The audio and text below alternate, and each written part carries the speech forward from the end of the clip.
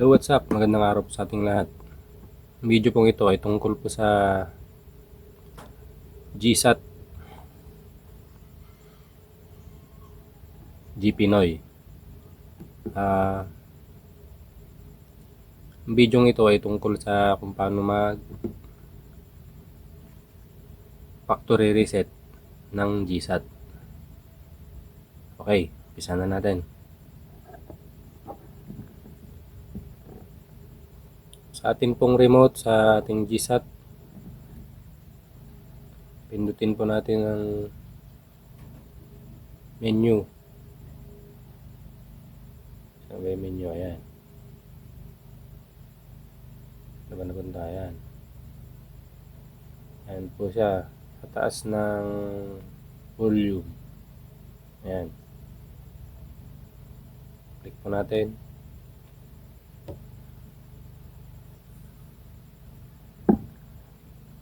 Nilalabas po na ganyan. Ayan siya. Lapit natin. Ayan. Installation, channel settings, information. Doon po tayo sa settings.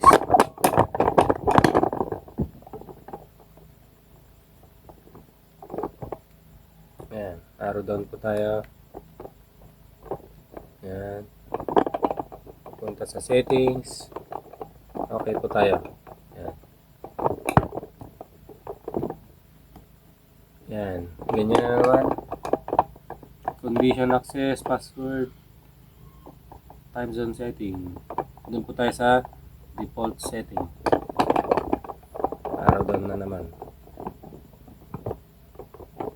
Hanggang sa kulay yellow, mapunta sa default setting. Okay po tayo. Ayan, okay, sa gitna. Maghanap po siya ng pin. Ayan.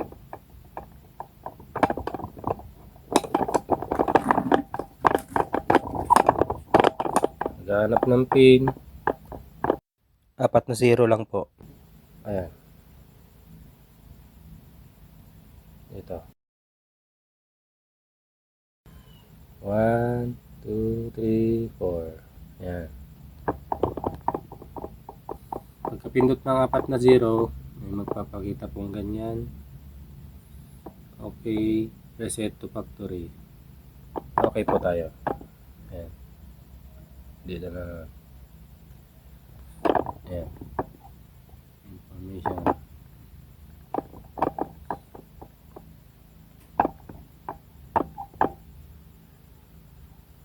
Antayin lang po natin yan.